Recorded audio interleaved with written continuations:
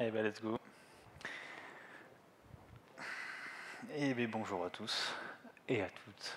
On va parler malware, EventGate. On va rentrer tout de suite parce que c'est un peu long. Qui je suis Vous savez lire, je m'appelle Nofix, je suis pas à la DGSE. J'ai fait de l'ESCP, si jamais vous voulez faire l'ESCP, on peut en discuter. J'ai fait un peu de l'orga du FCC, c'est la compétition organisée par l'ANSI tous les ans. Ouais, puis je suis un ancien NTBS. Bon, reste, on s'en fout. Ça c'est ma PP sur Discord si jamais vous voulez me retrouver. Donc on va parler import par hash, EventsGate et code segment. Il y a un peu de franglais dans la présentation. Vous faites pas attention, c'est parce que je vais peut-être faire un blog post après. Je voulais déjà avoir des trucs en anglais, c'est peut-être plus simple. Donc on va commencer tout de suite. Donc import par hash. Pour l'import par hash, je vais prendre un exemple, comme ça sera plus simple pour l'expliquer. On va prendre l'exemple de la fonction puts, qui est concrètement la fonction printf, mais sans le formatage, donc c'est juste pour afficher une chaîne de caractères. Voilà, j'ai juste pris une fonction ultra simple pour pas qu'on s'embête avec le reste. Et après, on parlera de messagebox, qui est une fonction plus Windows, quoi, donc qui parle plus du sujet. Alors, on va parler de puts entièrement dans l'univers Windows. On peut se demander pourquoi il y a puts sur Windows. En fait, c'est juste parce que historiquement, Windows voulait se vendre dans les entreprises et aux États, et que puts c'est une fonction POSIX, et qu'un jour, pour vendre Windows, les États ont dit nous on veut que des systèmes POSIX compliant, etc. Et donc Windows a dit ok, on implémente toutes les fonctions POSIX. Et donc c'est pour ça qu'on se retrouve avec des trucs style puts et toutes les autres fonctions POSIX, alors que Windows a sa propre API qui fait tout ça, alors que bon voilà, ils ont implémenté POSIX un jour et ils s'en servent plus du tout maintenant, mais c'est là. Donc on va s'en servir aujourd'hui. Donc import par hash, dans import par hash il y a import, donc on va parler des imports évidemment. Vous avez tous fait un bout de code un jour forcément. Donc vous incluez votre librairie, vous mettez votre librairie et vous l'appelez. Il n'y a rien de plus simple. La boussole est fermée ce soir, je suis très triste. Donc tout le monde a déjà fait ça. Mais qu'est-ce qui se passe quand vous faites ça et que vous compilez votre programme? Bon, déjà, il y a beaucoup de bordel importé dans votre programme, alors que vous avez juste appelé une fonction. Mais parmi tout ce bordel, on retrouve bien votre fonction puts quelque part au milieu de tout le bordel. Donc l'idée, c'est que vous importez une librairie quelque part qui sera inclue dans votre exécution, dans laquelle il y a votre fonction, que vous pourrez donc appeler parce qu'elle sera dans votre programme. Donc, comment ça se passe concrètement? Quand vous allez démarrer votre programme, le kernel va vous créer un petit espace mémoire pour votre processus, qui va être séparé en deux parties, de 0 à 0x machin. Là. Ça, c'est l'espace pour votre programme, et après, il y aura le kernel. C'est juste comment c'est séparé, c'est juste pour dire que vous ne pouvez pas aller au-delà de cette adresse-là parce que c'est réservé au kernel, vous n'avez pas le droit d'écrire ni de lire dedans, mais il y a le kernel ici à ce moment-là. Donc au début, on alloue l'espace mémoire quelque part, on vous fout le programme dedans. Là, il n'est pas exécuté, juste on l'a mis dans la mémoire, on l'a lu du disque, on le met dans la mémoire. Donc rien de particulier. Ensuite, on va charger une librairie qui s'appelle NTDLL, qui est la librairie qui se permet de gérer tout ce qui est appel système, etc. Donc en fait, c'est elle qui va communiquer avec le kernel quand il y en a besoin. C'est une librairie qui est là dans tous les processus, c'est pour ça qu'elle est chargée tout de suite.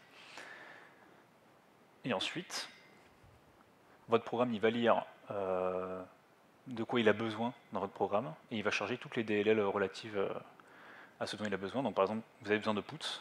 Puts, c'est dans la DLL UCRT based, et bien il va vous foutre UCRT based dans la mémoire pour que vous ayez accès à la fonction puts quand vous la demandez, quoi. Donc c'est quelque part dans cette DLL, voilà. Et après, il y a d'autres DLL qui sont chargés pour d'autres prérequis, mais c'est pas important ici. Mais qu'est-ce qui se passe si jamais vous utilisez put, mais vous voulez pas non plus mettre votre header et inclure votre librairie? En fait, vous pouvez. Donc là, typiquement, je reprends le même schéma. Là, il n'y a plus l'import, mais on veut quand même avoir accès à la fonction put et l'appeler pour afficher une chaîne de caractères. En fait, il y a des moyens. Notamment, il y a deux fonctions sur Windows. Il y a load librairie et getProcAddress. Ce sont ces deux fonctions qu'on n'est pas censé utiliser quand on est un dev. C'est des fonctions utilisées par Windows un peu dans les internals. qui sont très pratiques pour Windows, mais un développeur normal doit juste importer sa fonction et la lancer, pas faire ces trucs comme ça. Donc si vous faites du développement Windows, faites pas ça, c'est pas bien. Sauf si vous faites des trucs un peu en soum-soum. Donc ces deux fonctions-là, elles sont très pratiques. Load librairie, ça va vous permettre de charger une librairie et de récupérer son adresse. Et après, à partir de cette librairie, vous pouvez trouver une fonction qui vous intéresse dans votre librairie et l'appeler. Donc là, en exemple, j'ai pris MessageBox, c'est un truc, c'est l'API qui vous affiche le pop-up là, vous cliquez sur OK, une alerte ou un truc comme ça. Donc vous chargez kernel32 parce que vous savez que MessageBox c'est dans kernel 32. Et après, vous avez kernel 32, donc vous pouvez appeler directement votre fonction. Enfin, vous pouvez récupérer l'adresse de la fonction pour l'appeler, quoi. Et donc si vous faites ça, en fait, vous n'avez pas du tout importé MessageBox. Vous l'importez uniquement à l'exécution. Vous allez charger le module dans la mémoire et vous allez récupérer l'adresse où elle est pour pouvoir l'appeler, quoi. Donc je vais revenir un petit peu en détail sur ce que je viens de dire, parce que je vais peut-être un peu vite. Donc la première fonction, c'est load librairie. Donc load librairie, c'est super con. Vous donnez un nom de librairie qui n'était pas dans votre mémoire là, et ça va vous la charger, et ça vous retourne l'adresse de cette librairie. Si elle était déjà dans la mémoire, ça vous retourne juste l'adresse et ça ne la charge pas une deuxième fois, parce que ce serait con. Donc ce que j'ai mis là, si la DLL est déjà là, bah, on vous redonne juste l'adresse, et si elle n'est pas là, bah, on la met dans la mémoire, et on vous donne l'adresse. Et ensuite, c'est bien beau d'avoir cette librairie dans la mémoire, mais en fait, votre programme, il n'est pas devin, il faut quand même savoir où est la fonction dans la librairie, qui est un travail qui est déjà fait si vous compilez directement votre programme avec les bons imports et les bons headers. Vous n'avez pas besoin de vous soucier de ça normalement. Mais là, vu qu'on vient de charger la librairie, il faut savoir où est notre fonction dans la librairie, donc on a getProcAddress qui permet de faire ça. Et donc on a notre adresse de librairie là, on sait que le MessageBox est quelque part dedans, on appelle getProcAddress, on récupère l'adresse de la fonction, et après on l'appelle classique, on l'appelle de façon normale, quoi. Alors pourquoi faire ça? Bon, ça c'est pas les vraies raisons, c'est juste que voilà, des fois dans les malwares on trouve des codes où les mecs font des trucs à l'arrache, genre ils veulent couper Windows Defenders, bah, ils vont pas se faire chier à essayer de comprendre c'est quoi un service, comment on coupe un service, etc. Ils vont juste faire un système, ça c'est la fonction système de Windows. Ils font un système, ils font sc stop WinDefend parce qu'ils ont vu sur Stack Overflow que c'était une commande dans le terminal qui permettait de couper Windows Defenders. Donc ils sont pas chiés, ils font shell execute, voilà, pourquoi apprendre à coder alors qu'il y a système dans l'ellipse, ça sert à rien. Donc c'est des grosses feignasses. Bon, en vrai, la vraie raison, c'est surtout que si vous faites ça là, si vous écrivez ça dans votre code, bah en fait c'est cramé. Vous êtes dans votre code, vous avez un truc qui fait système ferme Windows Defenders, c'est ultra obvious ce que ça fait, et bah c'est super simple à voir en fait d'un point de vue extérieur, à analyser quand on fait de l'analyse de malware. C'est super simple de se rendre compte que ce truc là, bah ça fait pas un truc gentil, quoi. C'est pas un petit programme gentil. Donc c'est très facile à signer. Ce qu'on aime bien faire quand on analyse des malwares, c'est faire une signature. Faire une signature, c'est-à-dire vous avez votre exécutable, vous voulez être capable de le reconnaître sans l'exécuter. Pour ça, vous voulez juste lire le fichier sur le disque et avoir des heuristiques pour dire ok, bah, s'il y a tel truc dans votre fichier, c'est que c'est peut-être un malware de telle famille ou tel machin qui va avoir telle activité malveillante. Et donc si vous avez shell execute A avec sc stop WinDefend, bah, c'est super simple, vous faites un strings en fait sur votre malware là, puis vous allez voir qu'il y a la chaîne dedans, vous allez voir qu'il y a shell execute dans les strings aussi. Donc c'est super simple, quand vous allez faire votre signature, vous dites bon bah voilà, si je veux trouver ce malware là dans la nature, bah, je fais une signature qui cherche un binaire où il y a shell execute et sc stop WinDefend, et voilà, j'ai juste à faire ça et je le trouve super simplement, c'est bidon. C'est comme ça marchent les antivirus. Donc si jamais vous allez exécuter ça sur votre PC et que votre antivirus voit qu'il y a un truc pour couper Windows Defenders, bah, c'est super simple pour lui de voir qu'il y a un programme qui va essayer de couper Windows Defenders, donc il peut l'arrêter. C'est à ça que ça sert les signatures en fait, à trouver le malware pour l'arrêter avant son exécution. J'ai mis un point stabilité du code parce que bah, c'est du dev de merde, hein, clairement. C'est nul. Blablabla, je sais pas tout. Ouais, ok. C'est bien beau tout ce que j'ai dit, mais du coup, effectivement, si on n'utilise que getProcAddress et le librairie dans notre programme pour importer toutes nos fonctions, bah, c'est un peu évident, quoi. On a un programme qui utilise que getProcAddress et le librairie. On a dit qu'il n'y ait normalement pas d'autre usage que pour se planquer. Donc il suffit de faire une signature qui signe tous les programmes qui utilisent que getProcAddress et Load Library, et du coup on aura tous les programmes malveillants, quoi. Bon, en fait non, vous m'avez vu venir. En fait il y a plein de trucs qui utilisent getProcAddress et Load Library pour des trucs absolument pas malveillants, notamment les packers. Les packers, c'est un truc pour compresser du code à l'origine. C'est-à-dire que vous avez votre exécutable, vous voulez qu'il prenne moins de place sur le disque, parce qu'à l'époque ça coûtait cher la place sur le disque. Donc on avait fait des petits programmes qui permettent de compresser votre programme sur le disque, mais il est toujours exécutable. Et du coup, la chose principale que font ces trucs-là, c'est il va retirer toutes les dépendances, et il va mettre un petit bout de code qui dit quand tu as besoin d'une fonction, bah, tu appelles getProcAddress et Load Library. Comme ça, votre programme, il importe plus genre 500 fonctions, il en apporte 2. Et tout sera résolu à partir de ces 2 fonctions, donc ça prend moins de place sur le disque. Et c'est un truc complètement legit, il y a des packers dans plein de logiciels tout à fait normaux. Il y a des solutions commerciales parce qu'ils aiment bien faire des bidouilles, enfin il y a des trucs commerciaux qui font des dingueries qui ressemblent beaucoup à des malwares, mais bon, c'est commercial donc tout va bien. Et de la télémétrie, bah pareil, ils font des folies pour rien. Donc l'import par hash, on va peut-être rentrer un peu plus dans le détail maintenant. Moi, ce que j'aimerais bien faire, c'est appeler Load Library getProcAddress, mais sans vouloir explicitement avoir Load Library getProcAddress. Je ne veux pas l'écrire forcément en dur dans mon programme. Oh merde, il y a un petit bout de truc qui restait. Donc pour ça, on a 2 besoins. Donc nous, on voulait Load Library getProcAddress, donc il va falloir les retrouver quand même. Même si on ne les importe pas directement, il va falloir les retrouver. Ces 2 fonctions-là, en fait, elles sont dans kernel32.dll. Donc il va falloir trouver kernel32.dll. Si jamais il n'est pas chargé, il faut le charger en mémoire. Et une fois qu'il est chargé, il faut qu'on trouve Load Library getProcAddress, sachant qu'on charge getProcAddress, donc on ne pourra pas utiliser getProcAddress pour trouver getProcAddress. Si on ne l'a pas à l'avance, on ne peut pas s'en servir. Donc comment on fait ça? Donc j'ai remis une petite image de notre programme. Donc en fait, il y a plein de choses dans la mémoire. Donc il y a le kernel, mais bon là, on s'en fout un peu. Il y a votre programme, il y a des fontes, il y a des données, etc. Et il y a votre stack, votre heap. Et surtout, il y a 2 trucs intéressants, le thread environnement de bloc et le process environnement de bloc. Qu'est-ce que c'est que ces machins-là?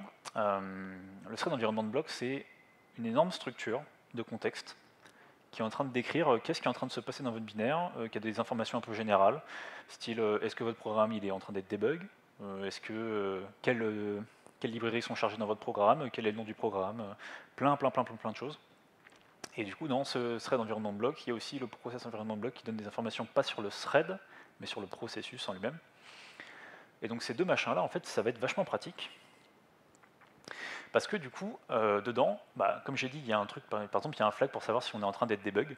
Donc si on veut faire de l'anti-debug, on peut juste regarder ce machin-là et dire « Ah bah, le processus est en train d'être debug, j'arrête ».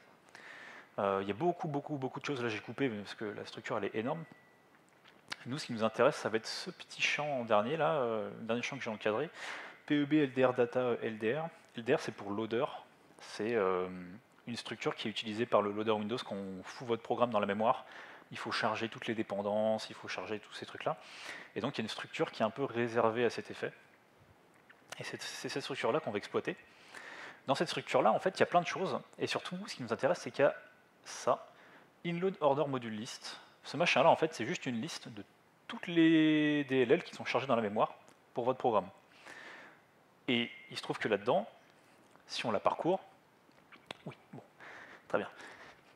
Si on la parcourt, on va donc avoir une liste de toutes les DLL chargées en mémoire, et parmi la liste de toutes ces DLL, on a des informations sur ces DLL, notamment leur nom, pratique, quand on veut chercher kernel32, on a juste à trouver kernel32, c'est cool, et leur adresse. Donc on avait besoin de trouver kernel32, on a besoin de trouver son adresse, nickel, il y a tout dans la structure, donc en fait il y a juste à aller chercher cette structure là dans la mémoire, la lire, et on va avoir la base de la DLL, donc son adresse.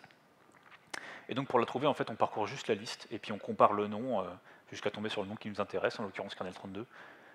Donc nickel, on a trouvé notre kernel32. Maintenant, qu'est-ce que c'est kernel32? C'est une DLL. Une DLL, en fait, c'est un exécutable classique. C'est juste que c'est pas, ça a un autre point d'entrée que les exécutables. C'est pour ça que vous ne pouvez pas juste double-cliquer dessus, ça ne va pas marcher.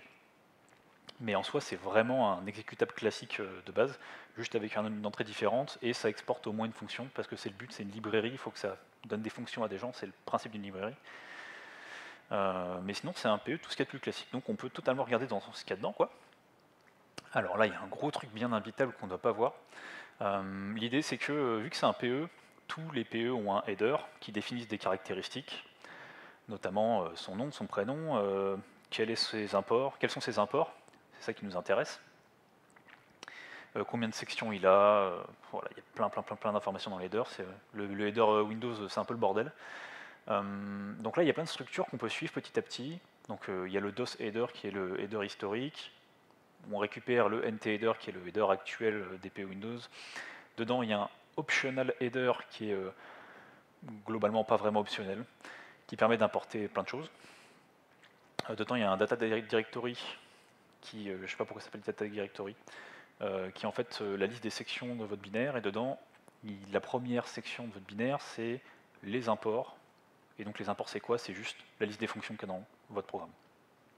Donc du coup, en parsant en fait le header, on arrive à un endroit où il y a la liste de toutes les fonctions du programme, et donc on a notre DLL, on sait maintenant aller chercher la liste des fonctions dans cette DLL. Donc ça tombe bien parce qu'on voulait kernel 32 et on voulait 2 fonctions dans kernel 32. Donc maintenant on est en mesure de savoir où est kernel 32 et on est en mesure de savoir où sont les fonctions qu'on cherche dans kernel 32 vu qu'on a la liste des fonctions là-dedans. En fait là il y a 3 tableaux, il y a l'adresse des fonctions, l'adresse des noms des fonctions et l'adresse des noms des ordinaux. Enfin voilà, il y a un petit trick à faire avec des calculs, mais concrètement ça se fait quoi. Il y a moyen de retrouver où est la fonction dans notre DLL. C'est le résumé que je viens de dire concrètement. En fait, dans la PEB, donc le process environnement de bloc qu'on avait quelque part dans la mémoire, il y a la structure du loader. Dans la structure du loader, il y a la liste de toutes les DLL chargées en mémoire actuellement. Dedans, il y a probablement la DLL qui nous intéresse, en l'occurrence kernel 32, qui est chargée à peu près tout le temps. On a cette DLL là, on n'a plus qu'à parser le header de la DLL pour trouver getProcAddress et load librairie. Et une fois qu'on les a, en fait, on peut charger tout et n'importe quoi, puisqu'on a les 2 fonctions qui nous permettent de charger toutes les fonctions en fait. Oui, alors du coup, j'ai pas vraiment précisé, je vous ai dit qu'il y avait une structure qui s'appelait process environnement de bloc, qui est quelque part dans la mémoire, mais je vous ai pas vraiment dit ce que c'était et comment on le trouvait. On va voir ça après. Juste, oui, normalement c'est censé être un truc compliqué à atteindre, j'imagine, puisque ça comporte plein d'informations. En fait, pas du tout. C'est ultra con. On peut penser que j'ai zappé un truc, mais c'est pas grave. En fait, c'est ultra con, il y a un registre qui est fait exprès pour récupérer ce truc-là dans Windows. Il y a plein de registres un peu magiques dans Windows. Ça doit exister sur Linux aussi, c'est le même registre de toute façon, mais je ne sais pas s'ils ont la même utilité sur Linux. Donc il y a des registres magiques sur Windows, notamment le FS en x86 et GS en 64 bits, qui permettent de récupérer la TEB, qui est le Thread Local Storage. Directement, en fait, vous récupérez ce truc-là, vous avez directement la structure TEB. Et en fait, dans cette structure-là, il y a un pointeur vers le process environnement de bloc dont on avait besoin pour aller chercher notre DLL. Donc concrètement, tout ce qu'on fait, c'est on a un registre qui nous donne directement la structure qui nous intéresse, et dans ces structures-là, on parcourt un petit peu et puis on tombe sur notre DLL. Et après bingo, quoi, on part, on récupère le librairie getProcAddress et on peut tout charger, tout ce qu'on veut. Ouais, voilà. Donc on a notre registre, on récupère la structure d'environnement du thread, qui nous permet de récupérer la structure d'environnement du processus, qui nous permet de récupérer la structure du loader, qui nous permet de récupérer la liste des DLL, qui nous permet de récupérer l'adresse de la DLL qui nous intéresse, kernel 32, qu'après on parse pour récupérer le librairie getProcAddress. Ah oui, alors du coup j'ai appelé ça import par hash, mais pourquoi import par hash? Pourquoi on ne fait pas une comparaison directement sur les noms? Parce qu'on a dit on veut kernel32.dll, il y a le nom de la DLL, on pourrait juste faire un string compare entre le nom de la DLL et le nom qu'on cherche. On peut faire ça. Le problème c'est que du coup, même problème qu'au début avec le shell execute, ça se voit après dans le binaire que vous êtes en train de chercher kernel32, parce que si vous mettez le nom en clair dans votre binaire, vous cherchez kernel32, ça se voit que vous le cherchez, quoi. Vous l'avez écrit en clair, donc c'est sûr que c'est ce que vous allez faire. Donc en fait ce qu'on fait, c'est qu'en général on hash le nom, et ensuite on compare des hashes du nom, et pas directement le nom en lui-même. C'est pour éviter voilà, une signature ultra-code facile, quoi. Du coup, il y a plein de trucs pour hacher, vous pouvez faire un CRC32, enfin n'importe quoi. Tous les malwares ont leur petite fonction de hash qui leur va bien. J'ai mis un petit screenshot pour voir à quoi ça ressemble globalement. Quand vous rencontrez voilà, un truc qui... bon, c'est un peu dégueu, hein, mais quand vous rencontrez un truc qui commence par ntcurrent PEB, vous voyez, ça récupère la PEB, donc le process environnement de bloc dont on avait besoin. Après, voilà, ça fait... voilà, ça parcourt des structures, ça fait un truc un peu dégueulasse. Si vous avez ça, c'est à peu près certain que on va chercher une API avec cette technique-là.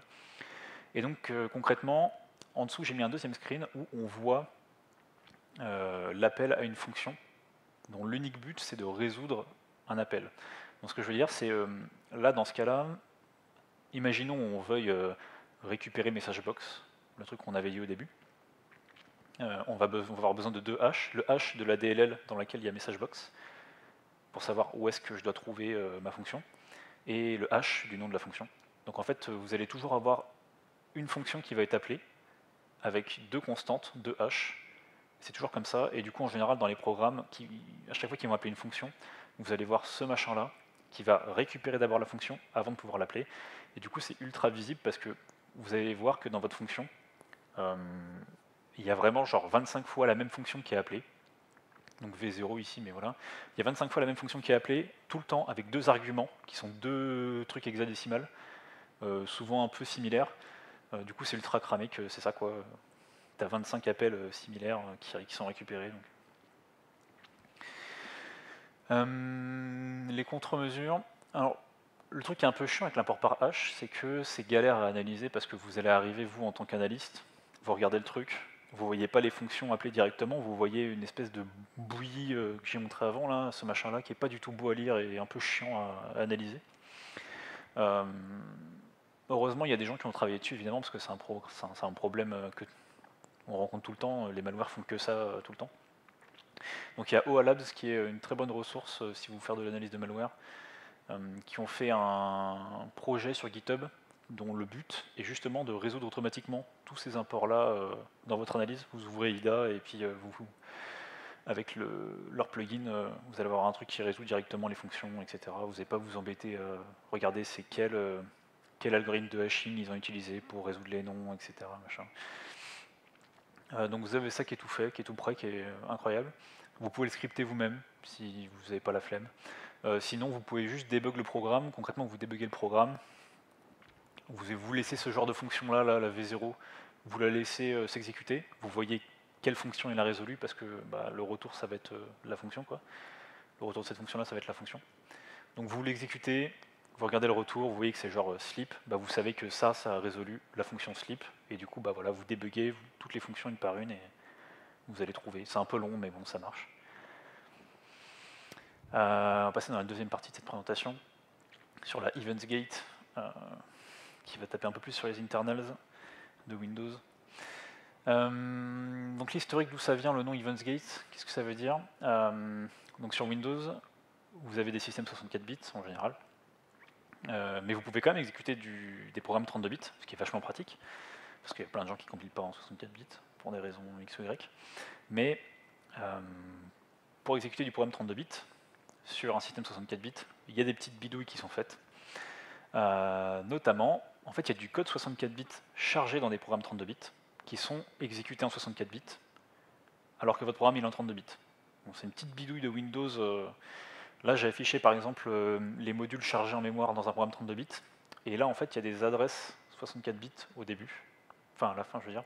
Donc NTDLL ou 64 là. Hop. NTDLL ou 64, c'est des adresses 64 bits. Donc qu'est-ce que c'est que ce bordel? En fait, quand vous lancez un programme en 64 bits, en 32 bits, pardon, il est d'abord exécuté en 64, on charge 2-3 trucs, et après on revient en 32 bits, et là on exécute le programme normalement. Le seul problème avec cette méthode-là, c'est que Windows, contrairement à Linux, n'a pas de table d'appel système 32 bits. Tous les appels système, c'est 64 bits. Et donc le problème de ça, c'est que quand vous êtes en 32 bits et que vous avez besoin de faire un appel système, il faut une combine pour le faire en 64 bits, alors que votre programme il est en 32 bits, donc c'est pas possible. Et donc, il y a une petite combine de Windows. Bon, ça c'est ce que j'expliquais avant.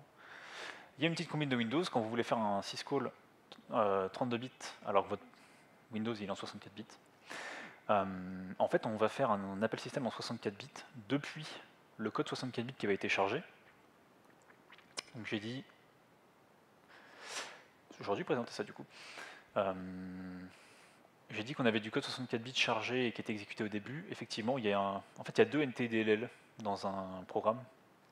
Il y a une version en 32 bits et une version 64 bits. Donc NTDLL, c'est le truc qui gère les appels système sur votre système. En fait, NTDLL 32 bits, ça fait que des redirections vers celui-là, vers le 64 bits. C'est son unique but, presque. Donc vous êtes en 32 bits, vous avez besoin de faire un appel système. Donc vous demandez à NTDLL de faire un appel système. Lui va dire ok, mais je suis en 32 bits, je peux pas. On va rediriger l'appel système vers le 64 bits et lui il va se charger de faire l'appel système. Voilà. Sauf que évidemment, il faut passer du 32 bits au 64 bits. Et pour ça, il y a une petite fonction sympa dans une DLL 64 bits qui s'appelle WoW64 Transition, qui permet de faire le changement de contexte entre vous exécutez du 32 bits, hop, on a besoin de faire un appel système, on passe en 64 bits, juste le temps de l'appel système, et après on revient quand on a fini. Donc en fait, il y a un petit changement 32 vers 64 au moment où on fait des appels système, et après on revient en arrière. Et donc c'est pour ça que ça s'appelle la Events Gate, parce que tous les appels système que vous allez faire vont passer par un endroit, et donc vous pouvez juste vous mettre à cet endroit-là, hooker ou regarder ce qui passe par là, quoi, et vous allez voir tous les appels système du programme. Vous n'avez pas besoin de hooker tous les appels système un par un, vous vous mettez juste là et vous voyez tout ce qui se passe, tout le trafic. Donc c'est pour ça que ça s'appelle l'Event Gate, la porte du paradis, tout ça. C'est super pratique, mais du coup ça marche que en 32 bits, parce qu'en 64 bits les appels système sont faits normalement, quoi. Juste en 32 bits il y a la petite transition avec le changement de contexte. Alors à quoi ça sert? Bon, déjà on a vu que ça servait juste au lancement du programme parce que le programme démarre en 64 bits avant de repasser en 32 bits. Donc ça, déjà juste pour Windows, il faut qu'il soit en mesure de faire du 64 et du 32 en même temps, de switcher un peu quand il peut. Aujourd'hui, c'est surtout utilisé dans les malwares pour faire chier, globalement. Ça permet en fait d'écrire du code, un programme en fait qui va exécuter du 32 bits, du 64 bits en même temps. Donc vous avez une portion de code qui va exécuter du 32, une portion qui va exécuter du 64. Le problème avec ça, c'est que tous les tools d'analyse, en tout cas une grosse majorité, sont prévus pour fonctionner soit en 32, soit en 64. C'est pour ça que vous avez IDA32, IDA64, X32DBG, X64DBG. Le but c'est d'analyser soit du 32 bits, soit du 64 bits. Et donc quand vous avez les deux en même temps dans une fonction, en général votre débugger il patine et il ne sait pas quoi faire. Et il crache en général une fois sur deux. Donc c'est super galère d'analyser du code qui mixe les deux. Anti-DBI, on s'en fout de l'anti-DBI. Du coup, c'est un super outil d'anti-debug. Et c'est super chiant, c'est super efficace pour ralentir l'analyse. En général, c'est utilisé que dans des malwares assez connus qui ont pas trop de. Enfin, en fait, qui ont été tellement analysés, suranalysés qu'il faut trouver une méthode en plus pour faire chier. Et donc, ils se font chier à implémenter ça. Mais c'est pas un truc qu'on trouve très fréquemment non plus. Voilà. Mais ça existe et c'est un peu marrant. Ouais, comment ça marche le changement de contexte? Encore un registre magique, le code segment, registre CS, qui porte toujours des valeurs sur 16 bits, je crois, donc des valeurs assez faibles. En fait, ce truc-là, ça va définir dans quel contexte on est en train d'exécuter les instructions.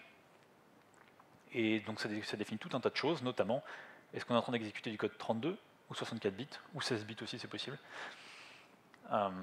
Donc voilà, il y a un petit registre qui est prévu pour, et donc on peut passer de l'un à l'autre en changeant la valeur de ce registre. Et c'est comme ça que Windows fait pour changer de contexte quand il a besoin. Il change ce registre-là. Hop, petit exemple. Donc ça, c'est un truc que j'ai tiré d'un malware qui fait une events gate justement. Donc là, je suis dans IDA et on voit bien que le début, il arrive à l'analyser. La suite, il pige plus rien. Et c'est bien normal, c'est parce qu'il y a une petite events gate au milieu. Ça, c'est du code 64 bits. Et ça, c'est du code 32 bits. Et donc, IDA, il est perdu. J'ai lancé IDA en 32 bits parce que le programme, il est 32 bits. et il ne comprend pas le code qui est en dessous, ce qui est un peu relou. Je vais essayer d'expliquer un peu comment ça marche concrètement. Donc là, on est en 32 bits ici. Donc, il faut qu'on passe en 64 bits. Pour ça, il va falloir qu'on saute sur ce code-là en disant, à la fin de mon saut, quand j'atterris, on change le contexte et on passe en 64 bits. Pour faire ça, il faut préparer un petit peu le saut, c'est pas juste un call classique. En fait, ce qu'on va faire, c'est que on va utiliser l'instruction retF, qui, alors l'instruction ret, ça récupère juste la dernière adresse qu'il y a sur la pile, et ça va dessus. L'instruction retF, ça fait la même chose, sauf qu'en plus de regarder la dernière adresse qu'il y a sur la pile et d'aller dessus, ça va prendre l'adresse, et ce qu'il y a juste après, et ce qu'il y a juste après, il va le prendre pour dans quel mode tu veux sauter. Donc en fait, on dit, on donne l'adresse de retour, on met le mode 64 bits, donc il va aller à l'adresse où on veut, il va voir qu'on veut aller en 64 bits aussi, donc il va sauter, et quand il va atterrir, il se dit ok, on est en 64 bits, et tout le reste je l'exécute en 64 bits. Donc il faut qu'on mette deux choses sur notre pile, l'adresse de notre code, et le fait de dire qu'on va en 64 bits. Le fait de dire qu'on va en 64 bits, il faut juste pousser la valeur de contexte 0x33, qui définit un contexte d'exécution 64 bits. Donc on pousse cette valeur-là, ensuite on appelle, je pense que ça doit être ça. Ouais, c'est ça. On appelle cette adresse-là. Là. Donc en gros, on va juste sauter ici, tout en poussant l'adresse qu'il y a là. Toute l'idée, c'est qu'au moment où on va arriver sur le retF, l'adresse qu'on va dépiler, donc l'adresse sur laquelle on va sauter, ce sera celle de code 64. Là, il y a une petite opération pour dire on met dans la pile l'adresse de code 64. Donc quand on arrive sur le retF, on regarde ce qu'il y a sur la pile. Sur la pile, il y a l'adresse de code 64. Donc on saute vers code 64 en mode 64 bits, vu qu'on avait dit qu'on avait poussé le mode 64 bits avant. Et donc tout ce qui est là, ça va être exécuté en 64 bits. Un peu galère, mais ça marche et ça fait bien chier quand on fait de l'analyse. En 32 bits, il y a moyen de créer ses propres modes, ce qui est extrêmement chiant, mais très pratique, enfin très marrant à faire aussi, avec un appel système qui s'appelle setLDTEntries, mais ça marche que en 32 bits. En 64 bits, Windows s'est dit bah en fait on n'est plus censé utiliser ça et c'est pas censé marcher, et de toute façon ils supportent plus officiellement les LDT, donc les contextes. En 64 bits, on est censé n'avoir plus qu'un seul contexte global. Avant, c'était pour compartimenter des choses. Aujourd'hui, normalement, tout est censé s'exécuter dans un code dans le même segment, quoi, mais c'est pas vraiment le cas. Bref, ils ont désactivé cette API-là, donc c'est utilisable qu'en 32 bits, mais on peut quand même s'amuser un petit peu avec. Et ça détruit globalement les débuggers, enfin ça les détruit. Ça empêche les débuggers parce que si on crée un mode custom, le debugger va arriver dans votre mode custom, qui est en fait pas vraiment géré par Windows, mais Windows passe outre. Alors là, il n'y a pas besoin que Windows gère ça. C'est un truc du processeur, c'est pas vraiment un truc de Windows. Et votre debugger va arriver dans votre mode custom, il va pas comprendre ce que c'est, et du coup il va crash. Donc c'est un super bon anti-debug, il est pas très connu, et il est plutôt sympa. Et il est pas chiant à faire en plus. Donc voilà. Et j'ai terminé. Donc si vous avez des questions, régalez-moi. Sinon, bon courage pour comprendre ce que je viens de raconter. Parce que c'est pas évident. Voilà.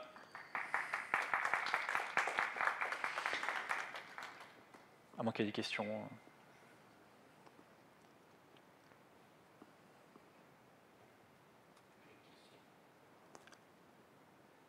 Ouais. Est-ce que tu as des malwares qui implémentent Des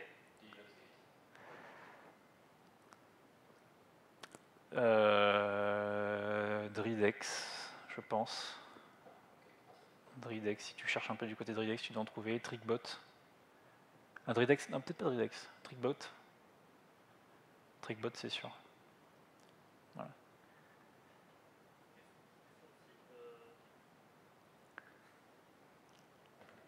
Ouais, petite question, tu disais que genre, pour enquête pour quelle adresse de notre on va aller chercher dans le kernel 32. Enfin, je sais pas si j'ai pas suivi un moment, mais du coup,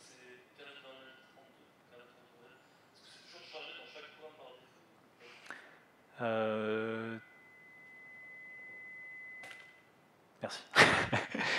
Théoriquement, c'est pas chargé dans chaque programme par défaut, contrairement à une TDLL qui est obligée d'être chargée. Mais je pense pas avoir rencontré de programme qui charge pas kernel 32. Je pense que c'est utilisé au moins par les runtime. Si tu vois ce que c'est runtime. Quand tu vas compiler ton programme, tu sais, tu fais un main, tu fais pas un start. Tu sais que main, c'est pas la première fonction qui est exécutée dans ton programme. En fait, il y a tout un truc avant qui va initialiser des choses à droite à gauche. C'est ça le runtime en fait. Et en général, le runtime, ça importe 2-3 fonctions probablement qui viennent de kernel. Enfin, presque à tous les coups, tu as kernel 32 DLL chargé. Ouais, presque tout le temps, il y aura ça. Et, voilà. Donc, ouais, ils se font pas trop chier. C'est là, donc on s'en sert. Et question aussi, la question c'est, enfin, autant si je prends Linux, par exemple, tu peux faire des syscalls directs parce que genre ton numéro de syscall il va jamais changer. Et sur Windows, bah, je connais pas beaucoup, je sais que genre la SSDT, enfin la table de syscall, en gros, le numéro de syscall il change selon la version Windows, c'est la merde. Et du coup, comment tu peux faire un syscall directement, enfin syscall directement, bah, enfin si j'ai compris, tu peux avec le DX, c'est ça, si tu vas faire des syscalls directement, ou enfin, comment tu peux faire ça du coup Est-ce qu'il faut que je répète les questions du coup ou pas? Oui, je veux bien. Ok. Du coup, la question c'est sur Linux, il y a des numéros de syscall qui ne changent pas d'une version à l'autre. Par contre, sur Windows, les numéros de syscall changent, peuvent changer d'une version à l'autre. Et du coup, ta question c'était comment on gère ça? Parce que tu penses que l'Eventsgate, c'est faire un syscall, enfin c'est appeler directement, faire un appel système directement. C'est ça? Ok. En fait, l'Eventsgate, le but c'est pas de faire un appel système toi-même. T'as pas besoin de faire des appels système toi-même, t'es pas censé le faire. Le but de l'Eventsgate, c'est juste un mécanisme interne de Windows qui en fait lui-même connaît déjà sa SSDT, sait quel appel système est où, et donc il sait replacer ton appel en fait. Donc ton programme va dire j'ai besoin de, je sais pas, afficher une fenêtre, et ensuite après dans la transition Windows sait que afficher une fenêtre c'est tel appel système, et il va le faire tout seul en fait. C'est pas toi qui dis je veux tel appel système, numéro 382, t'appelles une API qui va le faire en fait. Ouais, c'est ça.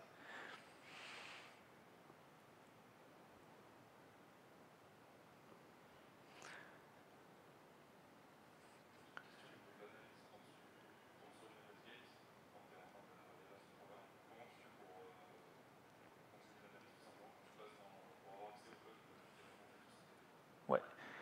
Du coup, la question c'est quand on tombe sur une Eventsgate, comment on continue l'analyse vu qu'on a vu que le programme était perdu de voir 2 modes en même temps.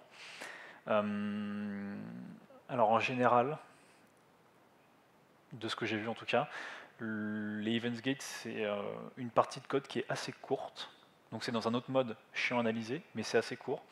Et il y a un programme que je connais qui permet d'analyser ça, de changer en fait son contexte et dire ok, à partir du moment où tu analyses en 64 bits et puis en 32 bits, c'est Windows Debugger. Donc avec Windows Debugger, tu peux passer de 32 à 64 au milieu de ton analyse. Par contre, du coup, c'est un debugger, c'est pas vraiment fait, conçu à la base pour lire un pâté de code. Donc effectivement, c'est pas ultra pratique, mais au moins ça dépanne et voilà. Comme le code est souvent pas très long dans l'autre mode, ça suffit en général. Il se passe pas 400 trucs.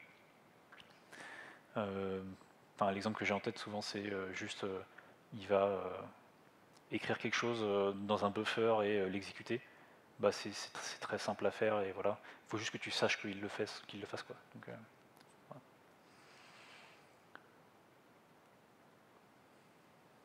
Mais bon. Bah, très bien. Et bah nickel. Bah merci.